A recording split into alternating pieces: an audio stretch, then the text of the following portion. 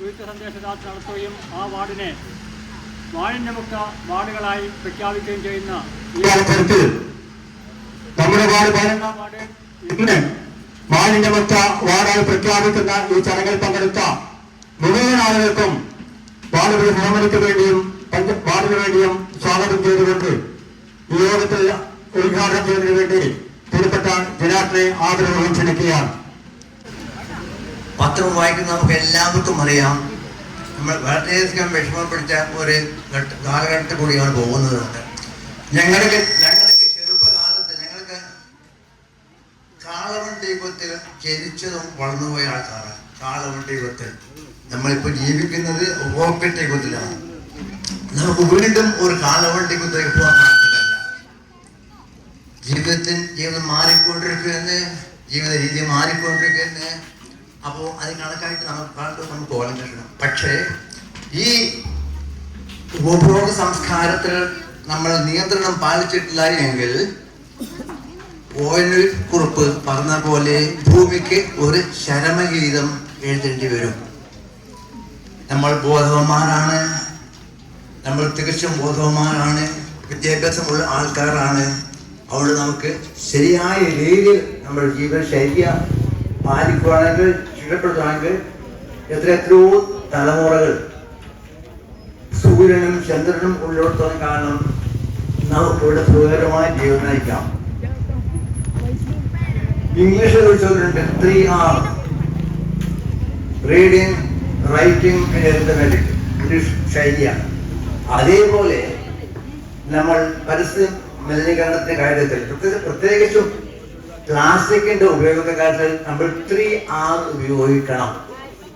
ആദ്യത്തെ R reduce, ഉപഭോഗം കുറക്കുക. രണ്ടാമത്തേത് റീയൂസ്, വീണ്ടും വീണ്ടും ഉപയോഗിക്കുക.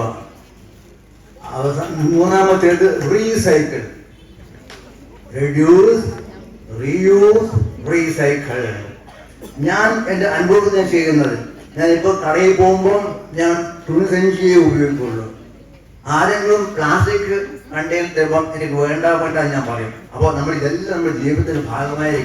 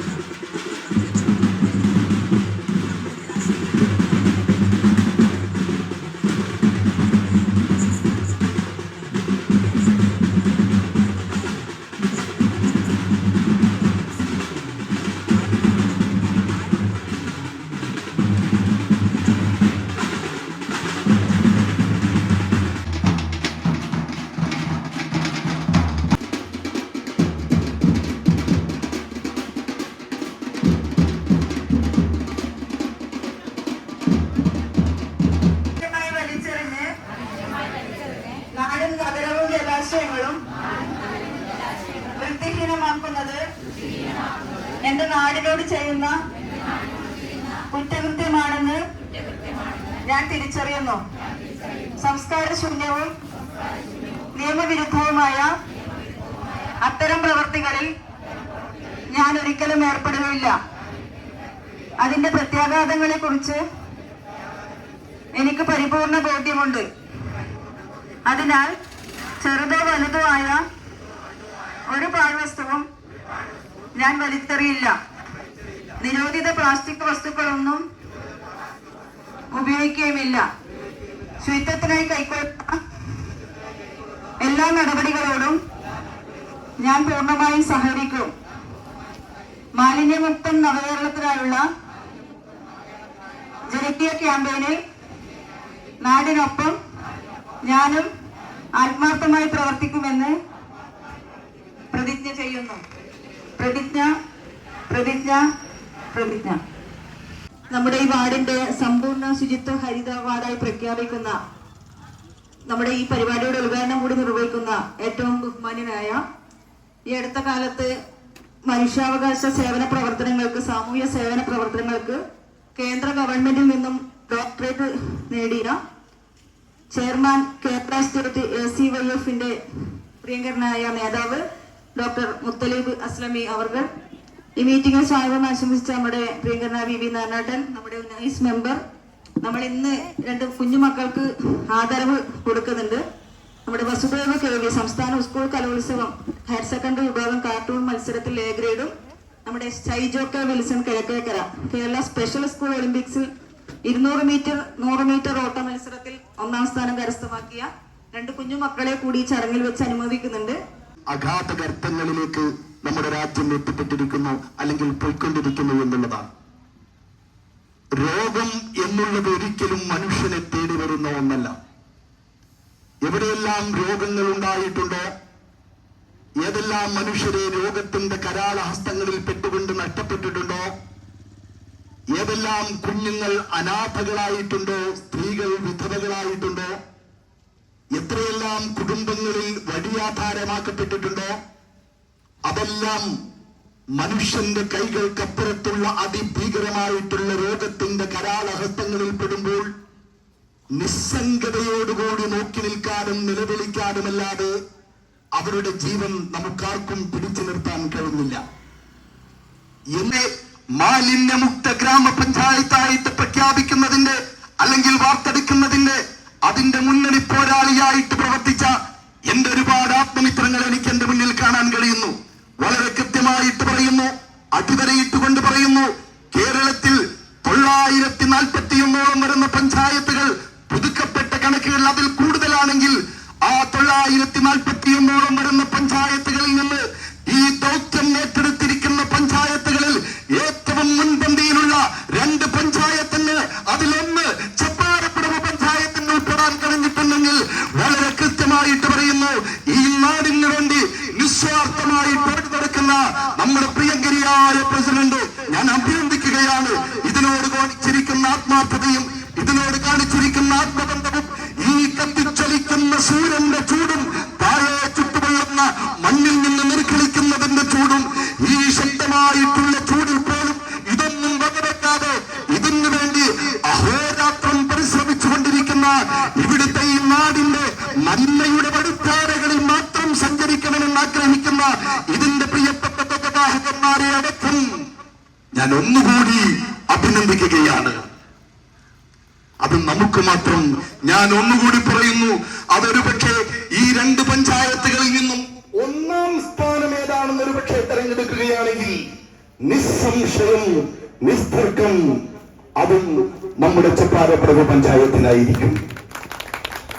നമുക്ക് അഭിമാനിക്കാം. നമ്മുടെ നാടിന് വേണ്ടത് ഇതാണ്. നാടിനറിയുന്ന, നാടിന്റെ സ്പന്ദനങ്ങൾ അറിയുന്ന, നാടിനോട് ലയിക്കുന്ന നായകന്മാരെയാണ് നമുക്ക് ആവശ്യമുള്ളത്.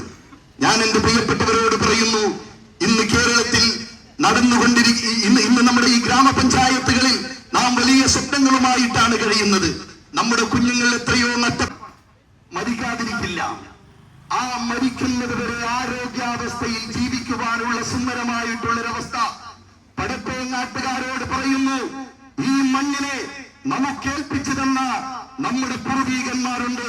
ഒന്ന് നാം മനസ്സിലാക്കുക, ഈ പടപ്പേങ്ങാടിനെ ഏൽപ്പിച്ചു തന്ന 850 വർഷക്കാലത്തോളം പഴക്കമുള്ള ശ്രീ സോമേശ്വരി ക്ഷേത്രത്തെ നമുക്ക് ഏൽപ്പിച്ചു തന്നിരിക്കുന്ന 65 വർഷക്കാലത്തോളം പഴക്കമുള്ള മുഹിയുദ്ദീൻ മസ്ജിദിനെ നമുക്ക് ഏൽപ്പിച്ചു തന്നിരിക്കുന്ന 50 വർഷക്കാലത്തോളം പഴക്കമുള്ള ഇവിടുത്തെ ക്രൈസ്തവ ദേവാലയത്തെ നമുക്ക് ഏൽപ്പിച്ചു തന്നിരിക്കുന്ന നിഷ്കളങ്കരായ ഒരു ജനങ്ങൾ ഇവിടെ ജീവിച്ചിരുന്ന മക്കളെ, പടലക്കാടുകളോടും പാറക്കെട്ടുകളോടും പടപരുതി പണിയെടുത്ത് പാടുപെട്ട് പടുത്തുയർത്തിയ പടപ്പേങ്ങാടിന്റെ പൂർവികന്മാർ ജീവിച്ചിരിക്കുന്ന ഈ നല്ല മണ്ണിനെ അതിന്റെ യഥാർത്ഥ ഊഷ്മളതയിലേക്ക് തിരിച്ചു കൊണ്ടുവരാൻ നാം ഓരോരുത്തരും പ്രതിജ്ഞാബദ്ധരാണെന്നുള്ള ബോധത്തിൽ ഇന്നു മുതൽ നമ്മുടെ പഞ്ചായത്തിന്റെ, വീടിന്റെ, ഗ്രാമത്തിന്റെ, പരിസരങ്ങളുടെ ഓരോരുത്തരുടെയും ശുചിത്വം എന്റെ ബാധ്യതയാണെന്നുള്ള ഉത്തമമായ ബോധ്യത്തോടുകൂടി നമ്മുടെ ഓരോരുത്തരുടെയും ഓരോ വ്യക്തികളുടെയും പ്രവർത്തനത്തെ മുന്നോട്ട് കൊണ്ടുപോകണമെന്ന് സാന്ദർഭികമായിട്ട് ഞാൻ ഉണർത്തുന്നു. ഇതൊരു മിഷൻ മെസ്സേജ് ആയിട്ട് മാത്രം നാം കാണാൻ പാടില്ല. ഇതൊരു ചലഞ്ചാണ്. ഒരു മിഷൻ മെസ്സേജ് ആയിട്ട് കാണുമ്പോൾ ഇന്ന് ഇവിടെ വെച്ചിട്ട് ഇത് അവസാനിച്ചു പോകും.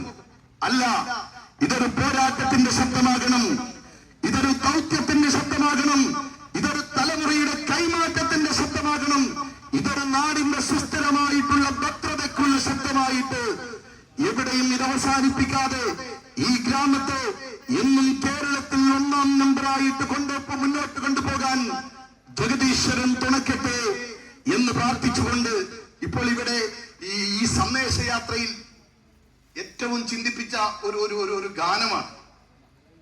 ഞാൻ സത്യത്തിൽ പറഞ്ഞാല് ഇവിടെ വന്നപ്പോഴാണ് ആ ഗാനത്തിന്റെ ഗൗരവം മനസ്സിലായത്. അല്ലേ? ഇനി വരുന്നൊരു തലമുറയ്ക്ക് ഇവിടെ വാസം സാധ്യമോ?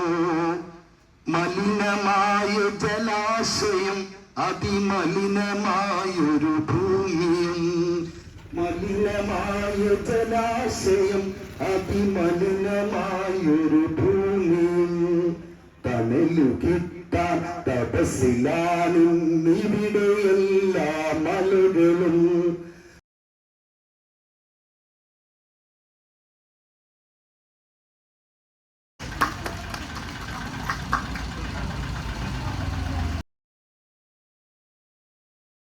യേശുദേവൻ ലോകരക്ഷകൻ ശ്രീകൃഷ്ണനും നിത്യവും നമ്മൾ സ്തുതി